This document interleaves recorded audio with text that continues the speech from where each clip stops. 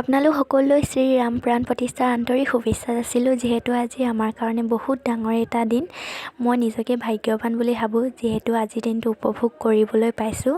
কিমান মহান ব্যক্তিৰ সংঘৰ্ষৰ ফলত এই দিনটো আজি সকলোৱে উপভোগ কৰিব পাইছে।